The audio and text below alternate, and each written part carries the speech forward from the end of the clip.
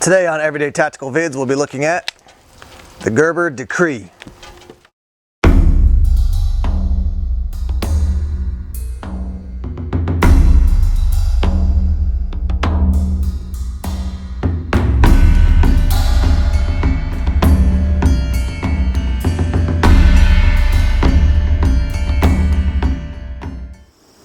As we start off talking about the decree from Gerber, I'm just going to say one thing that's obvious right now is that it's in this packaging, and a lot of people call this clamshell packaging.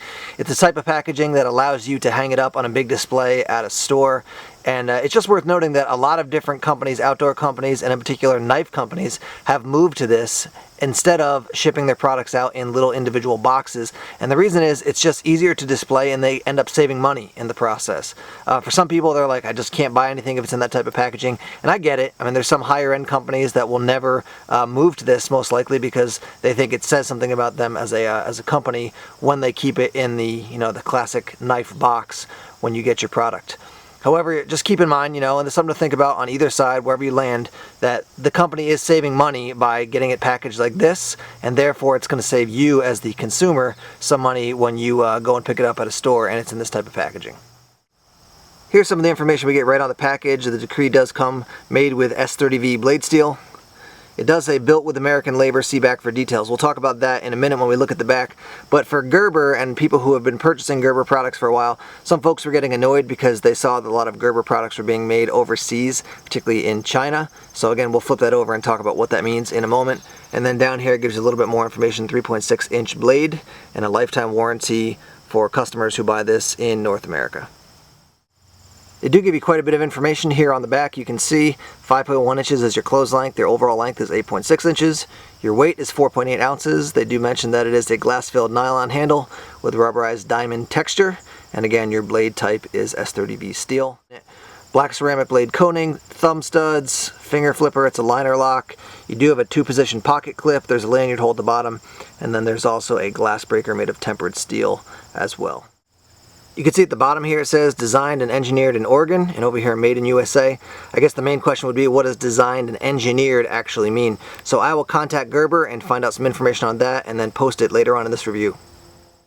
Here it is outside of the box. A couple initial thoughts. I do like the rubber overmold on the handle, quite comfortable.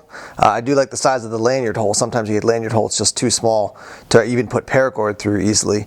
The flipper I have used a little bit. At this point, how it comes out of the package, you can't really just hit the flipper and open up the blade. I'll show you that in a minute, but you kind of have to hit the flipper and swing the blade in the process of doing that.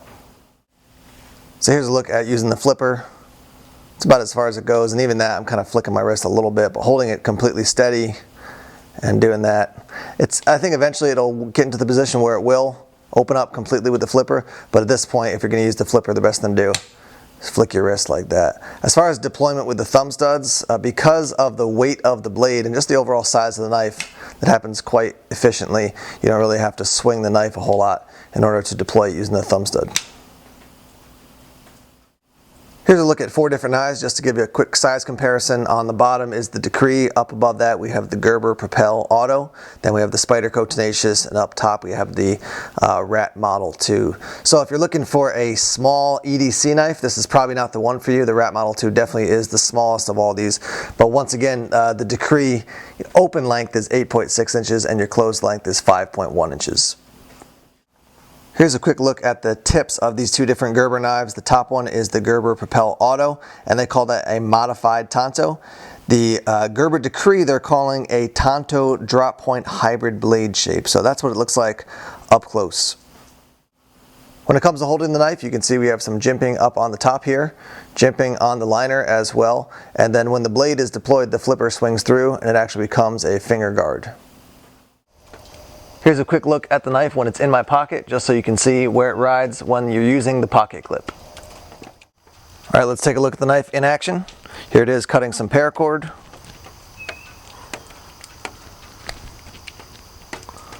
And we'll move up to the serrations now.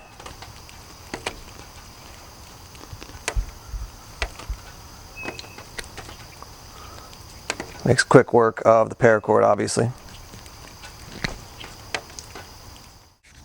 We'll do a little cutting of cardboard now.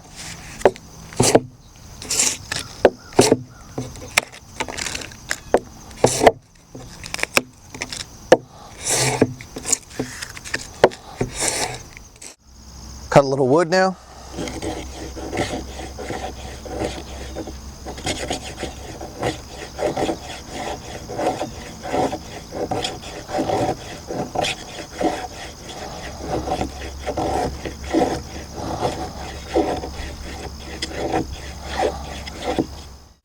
There are a couple things I want to share with you quickly. As I've been using the knife, I've noticed that we do have some movement in the pocket clip.